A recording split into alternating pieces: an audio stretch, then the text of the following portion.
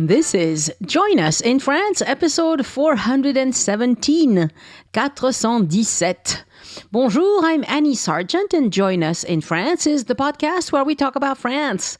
Everyday life in France, great places to visit in France, French culture, history, gastronomy, and news related to travel to France. Today, I bring you a conversation with Meredith Wheeler about Lautrec in the Tarn, a remarkable town in the Occitanie region. Meredith is the perfect person to talk about Lautrec because she's been living there for years. Perhaps decades, actually. And she knows the place inside and out. We get into all sorts of topics that will be of interest to those of you who want to visit the southwest of France, and also to people who would like to, think that perhaps they'd like to move to France someday. It's definitely a lovely area. She's a delightful guest, an accomplished journalist, someone who has devoted a lot of time to recognizing the service of American veterans. Around the Southwest, she's carried the American flag in lots of official ceremonies. And her husband is pretty cool as well, as you'll hear in a second. This podcast is supported by donors and listeners who buy my tours and services, including my itinerary consult service and my GPS self-guided tours of Paris on the Voice Map app. And you can browse all of that at my boutique, joinusinfrance.com/boutique. I am recording this on Thanksgiving Day in between setting the table and getting started on stuffing. Time is precious today, as you know. I am expecting many guests tonight and very happy to be able to do that. But my editor, Christian, needs to get this intro ASAP, so it's ready by Sunday. There won't be any remarks after this episode. Let me thank my patrons right now. Patrons old and new, you are wonderful and make this podcast possible. Merci. My thanks today to new patron MJ Leshner. Delighted to have you. To become a patron, visit patreon.com/join us. My thanks also to Alexi Butler for sending in a one-time donation and using the green button on any page on joinusinfrance.com that says tip your guide.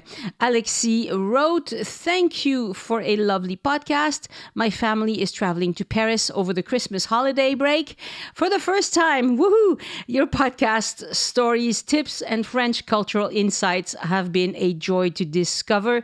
I'll continue to listen even after we return." Well, thank you very much. That's very kind of you, and have a wonderful time in Paris over the Christmas holidays. I need to mention also that if you're thinking of using my itinerary service and you'll be visiting France in the spring, now is the time to book that because my calendar is full up until January 10th. Right now, as of today, that changes all the time. I think it's ideal if you talk to me 2 or 3 months before your trip. So let's get this lined up if that's something you want to do. You can see all of that at my boutique, joinusinfrance.com/boutique. And since there won't be any remarks after my chat with Meredith, let me tell you that next week on the podcast is going to be an episode with Casey Amistad about her first time in France, and she was traveling by herself too. How many of you are thinking, I'd love to go to France, but perhaps I shouldn't go alone? Well, think again. I think you will love that episode as well. She made a lot of wonderful suggestions. And now on to Meredith and the wonderful town of Lautrec.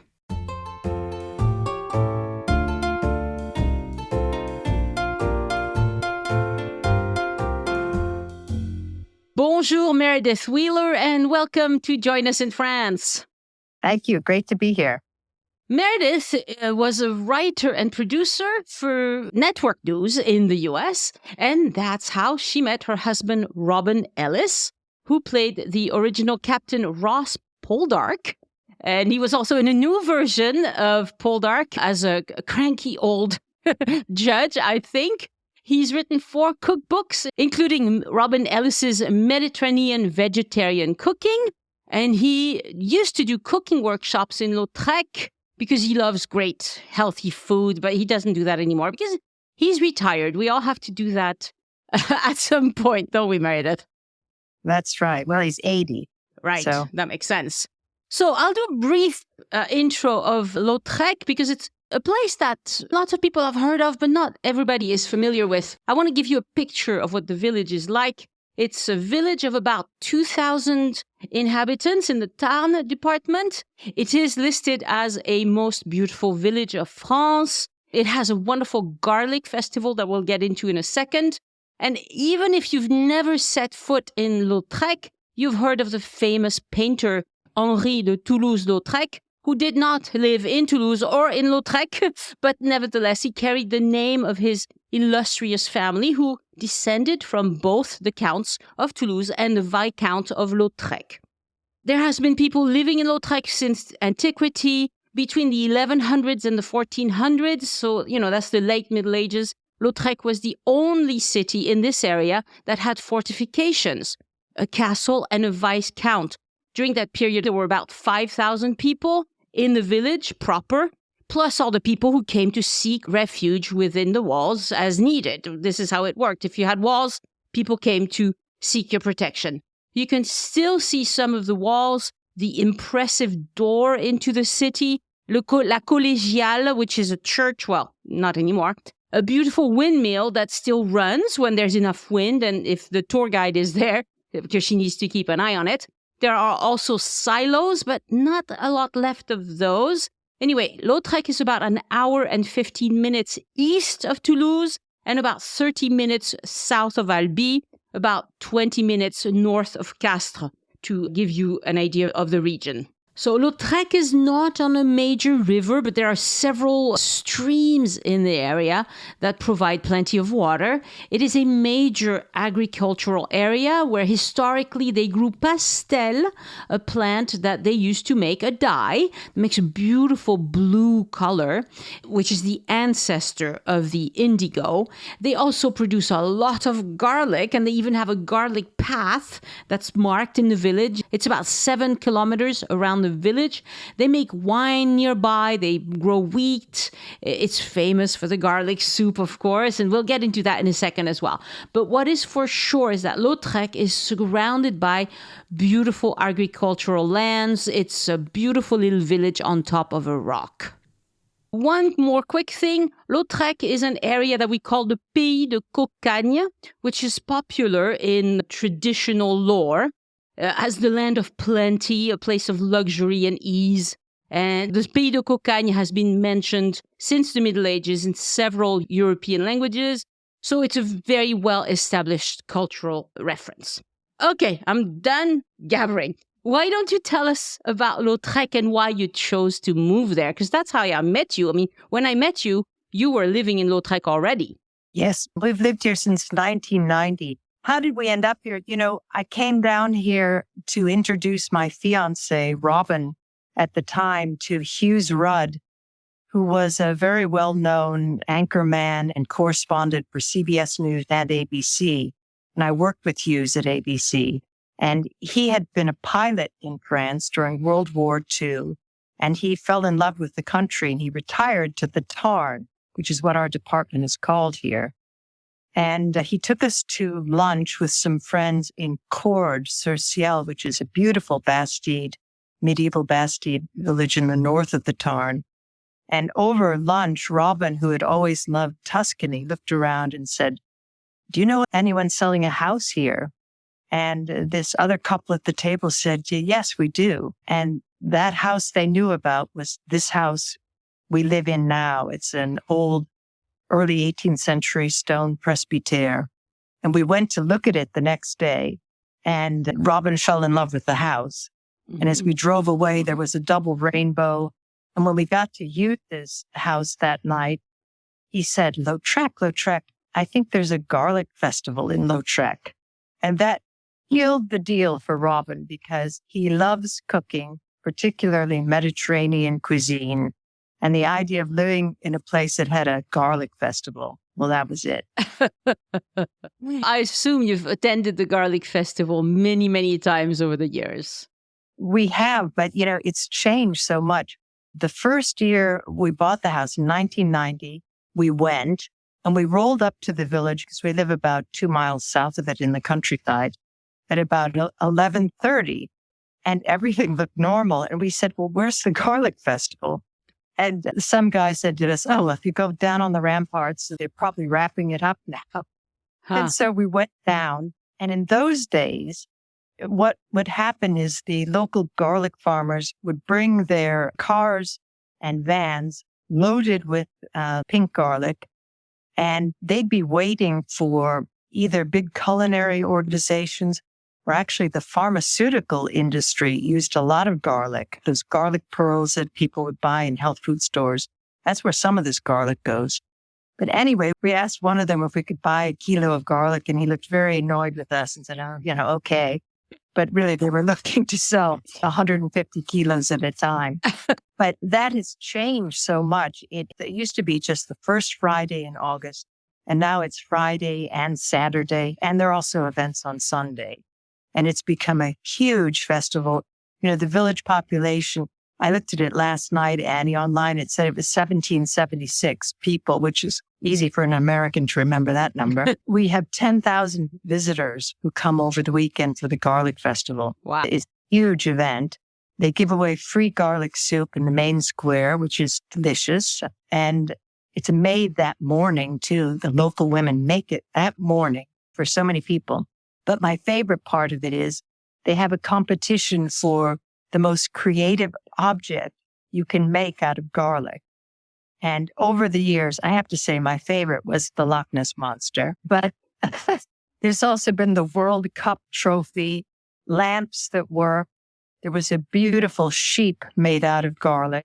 Wow. And the prize for the winning entry every year. That's fun. And they have a big dinner associated with it. And the other thing they've instituted in recent years is a parade of the guilds. And I have to say, in all honesty, this has come out of a kind of French Disneyland mentality. But they tend to be older people. And there's the Guild of the Garlic Growers. There's the Guild of, for example, cassoulet from Carcassonne and honey and all kinds of guilds. And they all have fabulous costumes. Yeah. And they parade down the street is a kind of nod to medieval times when there really were guilds. But it's very full and a very fun event to attend. I highly recommend it. It's the high point of the year in the village. Yeah. And, if you can't make it in early August, well, there's still a lot to enjoy in Lautrec, but you can buy Lautrec garlic in a lot of places around the Southwest. I'm not sure if you can find it everywhere in France, but you can find it at the better grocery stores throughout the Southwest anyway. And it's garlic, right? It's prettier because it has this pink kind of reddish hue to it a little bit. And the garlic soup, I love it. I made it for the first time this week, actually. I wanted to try it. I've had it in Lautrec. There's this one restaurant that I'll put a link to in the show notes where I've had it, and I thought it was very good. I made it for the first time. It's not health food, okay? No. But it is delicious. So I'll share a recipe for garlic soup from Lautrec with my patrons at some point. But it's really a very easy thing to make. The first time I made it, it wasn't perfect. But since I've had it in Lautrec, I know what it's supposed to be like, and I know what I need to fix. Anyway. You can buy it's sold in Lautrec too in jars if you come here. And the pink color of the garlic is really coming from soil, and it's only the outside leaves, not really what do we call that? The outer, like onion skin that's pink. When you get into it, it is white. Yeah, it is garlic. Yeah. But its properties, the people here would say it's the champagne of garlics. It lasts quite a long time, and it's a mild garlic. Mm-hmm. And just for people who are interested in garlic, there's white garlic, there's violet, which I think is grown mainly over in the Gers. And then they have an appellation contrôlée here on the pink garlic. And so there's a special label, a very special product for Lautrec. But what's sad is because we've had this horrible hot summer and a drought, many of the garlic farmers lost their entire crop. You still buy it. I'm amazed. Some people must have access to water on their property, but I do know some garlic farmers. And my neighbor said the garlic was misshapen this year and much smaller than usual. So climate change's effect on Lautrec garlic. Yeah. And this year, I mean, I have a vegetable garden and nothing went right this year. It was just too hot, too long. Even if you watered, it was just so hot for so long that the plants did not grow normally. It was just not right. So you speak pretty good French. People are going to be wondering how you learned your French. Was it just listening or did you take classes? What did you do?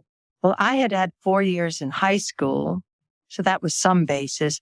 Robin had, I think, 8 years in his elementary school, but the British in those days didn't really teach French as a language you might actually use. It was more of a discipline. So he found it much more difficult initially than I did to speak. And I have to say, one thing that's great about the people in the Tarn is we find that our neighbors very pleasant, patient, tolerant of our kind of kung fu French in the beginning. And they themselves don't speak much English, so you really have to try. But when we were living here, it was a maison secondaire originally. We lived in London and came back and forth for 9 years. And we took French at the French Institute in London for a morning every week. And that was great. I really recommend that. We employed French speakers to come to our house and give us private lessons, and that varied depending on the teacher. Mm-hmm. And right now, Robin has got 2 different French women. He does Zoom classes one-on-one because his project this year is to improve his French. And so he's working very hard, one-to-one. He has an hour lesson with each one each week to get better. Wow. You know, neither one of us are gifted in languages. We don't find it easy. But I must say the thing that helped me the most, one thing was listening to French radio in the early days and just letting it run, letting my ear hear it. Because after a while, you begin to discern the different words, even if you don't know what they mean. Mm-hmm. And there are sounds in French that for an American in particular, the U sound, the difference between au-dessus and au-dessous took me about 2 years to hear. But you can do it. And well, it took me a long time to even hear and appreciate there's a difference and it's meaningful. Yes. So, yeah, I don't find French easy. I later learned Italian. I studied in Italy, and Italian, for me, much easier language than French. So are you very involved in the community? Did you join associations or how did you get involved?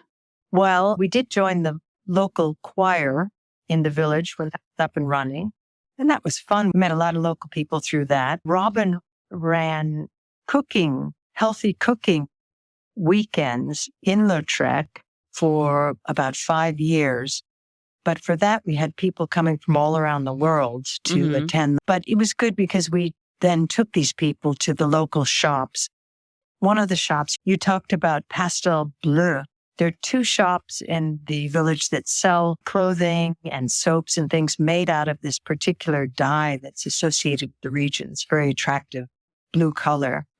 And they give demonstrations on how the dye works too, which is really fascinating if you've never seen it, because they take a piece of fabric and dip it into this, and it comes out green.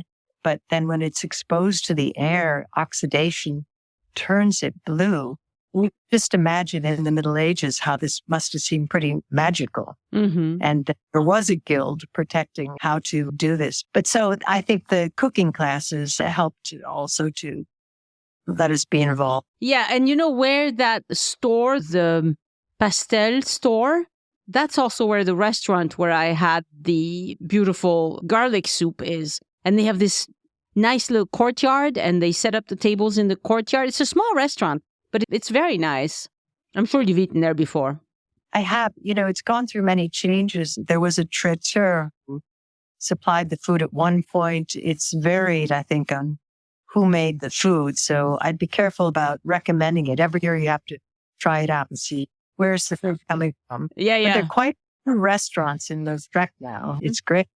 We even had a wonderful pop-up restaurant that started. It's Lebanese, called Ashka. And it's in a very unlikely spot.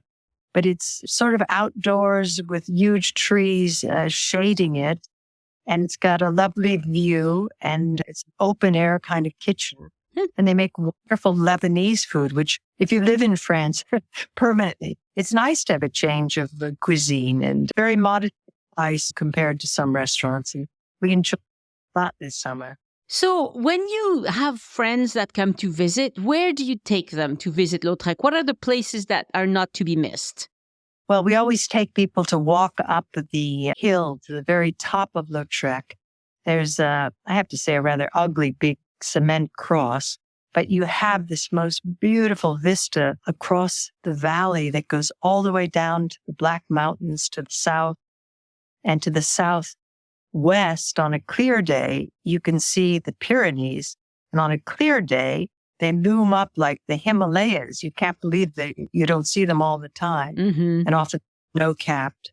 And it's a very beautiful view, and it's a spiral walk. You circumambulate this hill till you get to the very top. And it's a lovely view down on the village, too. So we always take people to see that. And as you mentioned, the windmill, it's rarely in operation, but in the tourist season, they do on weekends get it going. And it's fun to see that. There's a little tour of that. And then we usually go to other places. I mean, the places in striking distance of Lautrec include Albi, the regional capital of the Tarn. And that, of course, has the world-famous Toulouse-Lautrec Museum, which is not to be missed. And to the south, in hot weather, in the Black Mountains, there's some lovely lakes that are fun to walk around and swim in. And that's a nice resource that we have here. Yeah. But the other thing, of course, since Robin's great passion in life is cooking, is we take them to the local markets. And Lautrec has one on Friday morning. Railmol, the next village to the north, has a great farmer's market on Wednesday mornings. Castres, which we adore, a town, is about 15 minutes south of us. They have an excellent Saturday market, and then other days of the week as well. And they have a organic market on Thursday afternoons, which we love. And Robin never misses that. He orders his bread from the baker there, organic bread, and buys a lot of his vegetables there. Very nice. The markets are fun. So when you need to go shopping, you go south to Castres. Mainly, yes. Although, of course, we do go to the market in Lautrec. There's a very good fishmonger there. And the village, having lost its old butcher, just in the past month or so, a new young butcher and his wife moved here from Nice and opened a wonderful butcher shop that has all kinds of other things in it, too. The old-fashioned butcher would not have poultry, for example, but he does, and he sells pink garlic and a lot of other things. We're lucky. There's a little grocery store in Lautrec, which is great. And it's really got two good bakers. So we're lucky. We don't have to go too far to get the basics of life, which is nice. I've been to your house, and it's a beautiful but very old house. And I'm sure the renovation work was quite substantial. Can we talk about that for a little bit? Of how involved was it? Well, when we bought the house, the main house itself was in really very good shape. You know, Nina, who was part of our Democrats Abroad group here, she had restored it really very well. So we didn't have much to do in the main house, but there was a small stable block that hadn't been touched in 300 years. So we did do that, and that was fun. But when we were doing these things in the early days, there were lots of artisans who were very accustomed to working on old buildings. And our menuisier, our carpenter, was born in the hamlet of Dozats, which is a short walk from our house. And he remembered as a boy walking across the fields barefoot to sit in what is our kitchen now to do his catechism with the local curé, because this house we live in was the presbytère, the rectory, where the priest would live. And another neighbor who lives in the opposite direction from us, he also used to walk here and sit in our kitchen to do the catechism. So Gilbert, our carpenter, his father worked on this house before him, and then he worked on it. And the thing about these old-fashioned carpenters is they know how to deal with the house that doesn't have any right angles, where things are everything slightly askew. It's not like a modern house. It takes a certain kind of craftsman to fit the windows. So we've just had some of the shutters taken off to be redone. So there's special skills. But what we're finding is the kinds of craftsmen and artisans who do this work are harder and harder to find. But anyway, we did redo our stable block. Actually, we had a great British friend who did the main work. And we went to architectural recuperation places to get the old floor tiles. And he worked with some of the wood he found on site. Yeah, I don't think that part of the process is any different than if you were in London or rural Maine, for that matter. You just have to find the local people who have the savoir-faire. But that's getting harder and harder. Yeah.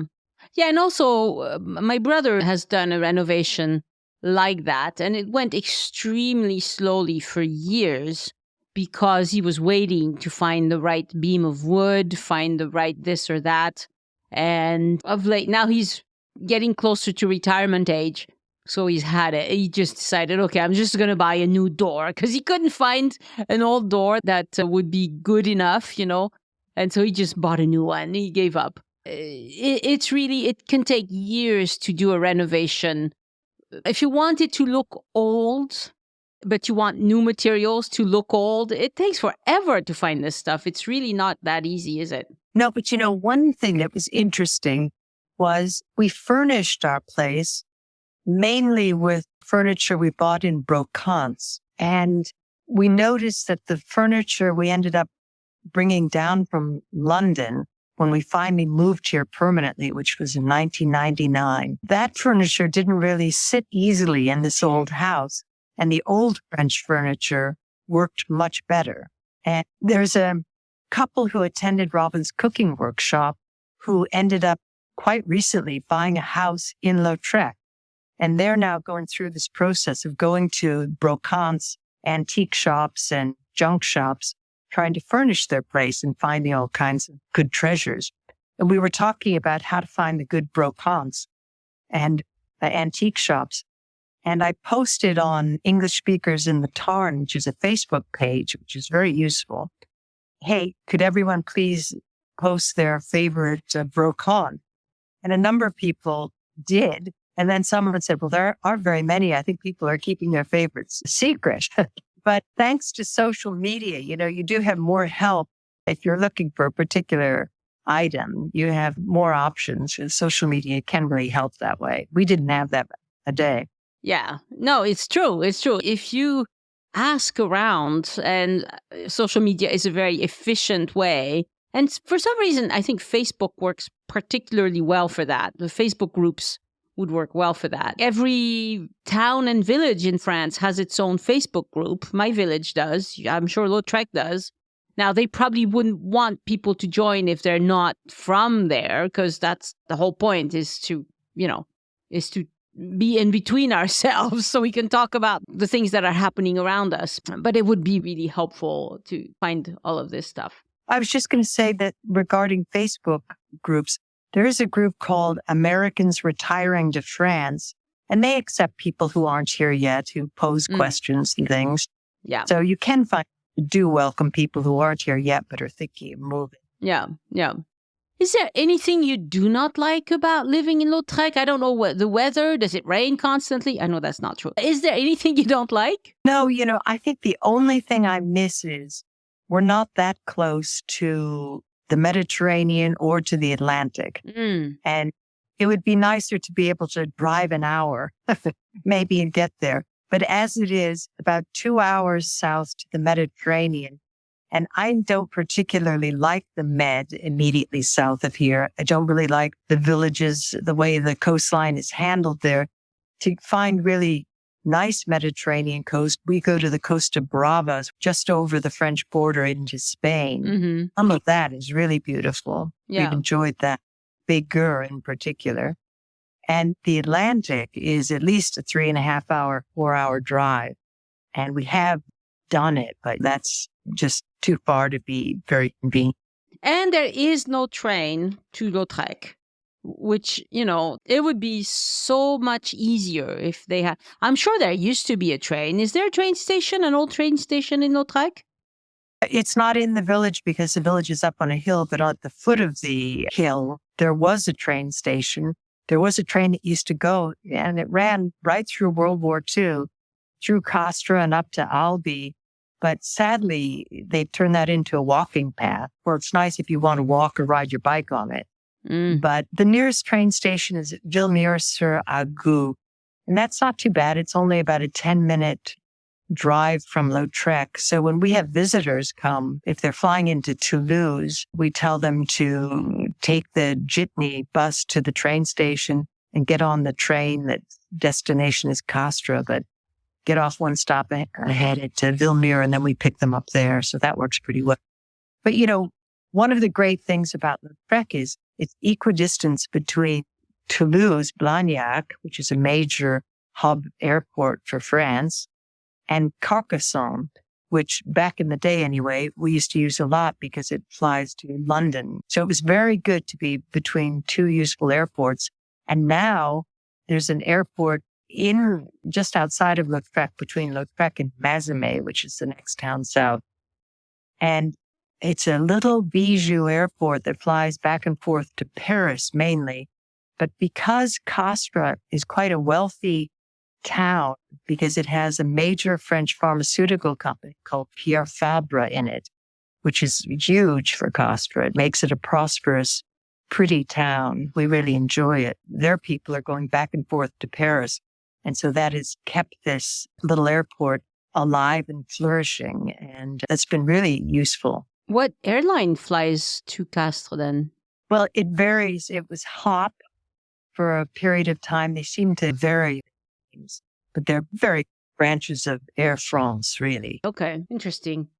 Because by train, to get between your area and Paris by train, it would take quite an effort. It can be done, but go ahead. There's a TGV from Paris to Toulouse. And we have friends that have come down from London, the Eurostar to Paris, and then switched to the TGV to Toulouse, and then the train to Villemure. So it's doable. Very interesting. All right. So do you have any favorite wine vendors in that area? Because I found one that's called Les Vignes des Garbasses because they do events around the Vin Nouveau. But I wonder if you have any favorites you want to tell us about.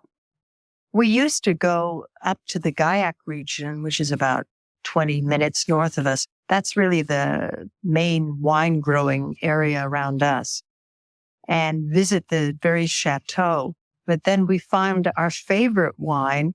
We could buy it cheaper at a little wine shop in Castres than they gave us at the chateau. So we stopped doing that. And it's Clément Terme.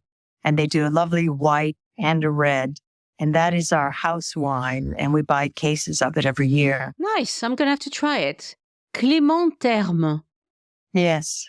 I don't think I've tried that one. And it's a Gaillac. It's a Gaillac. And to our amazement, we once saw it on a menu in London. So I'll never forget talking to a wine specialist in London at an event given by a very fancy caterer.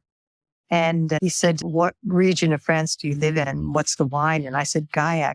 And he looked at me pityingly because it didn't used to have a very good reputation. Although it's one of the Romans started wine here. So it's got a long history, but Southwest wines weren't viewed as particularly good.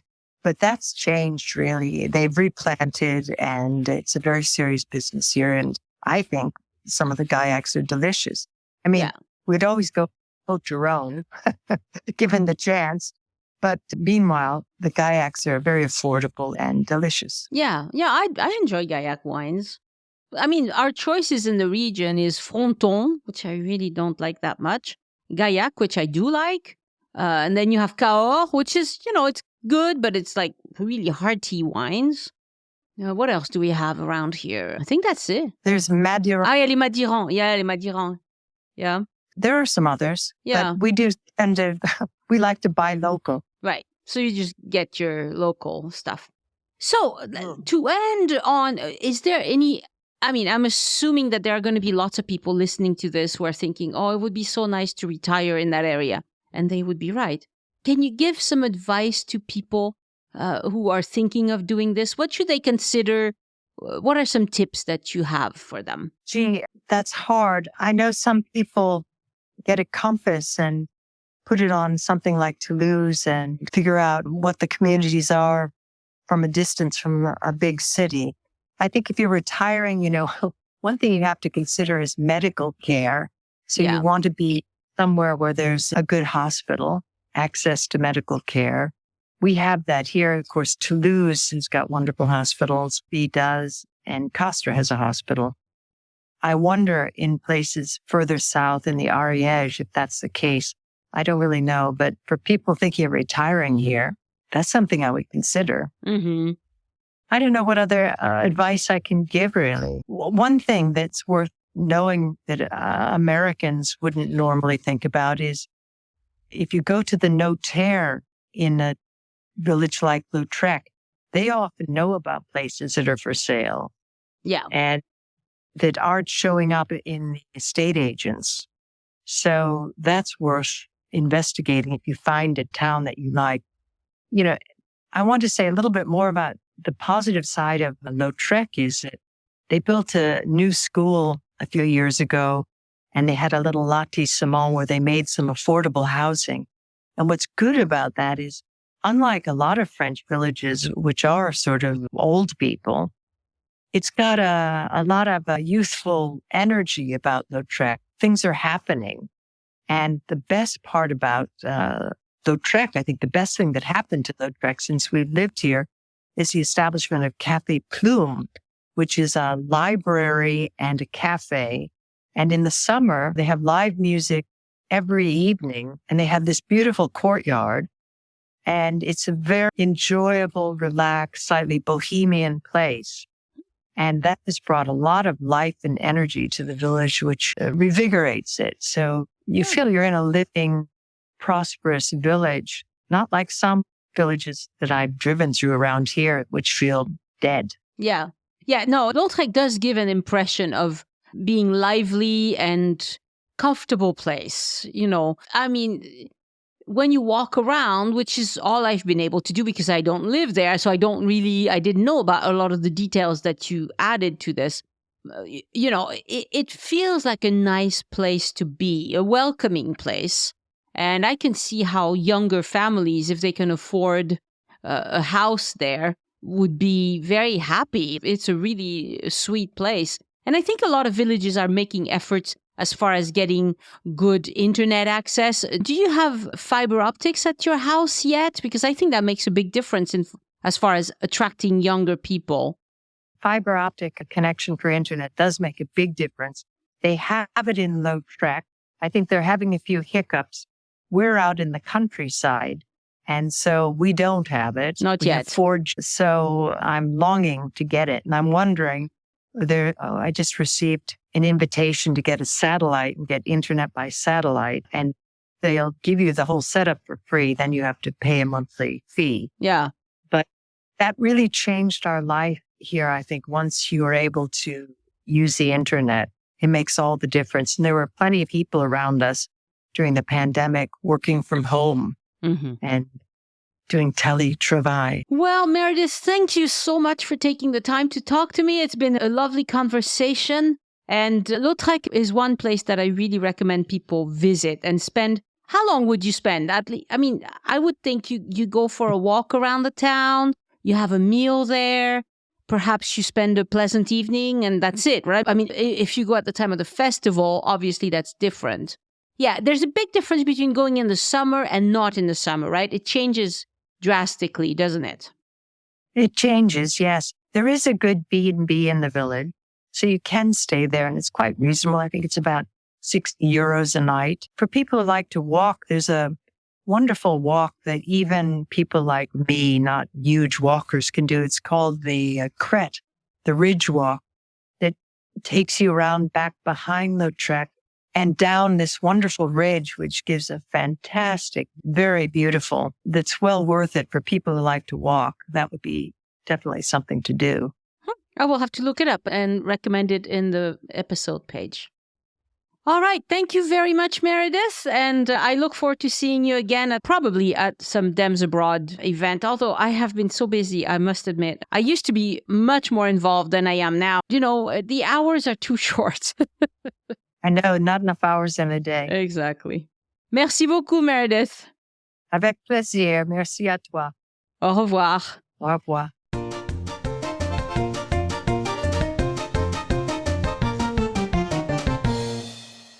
The Join Us in France travel podcast is written, hosted, and produced by Annie Sargent and copyright 2022 by Addicted to France.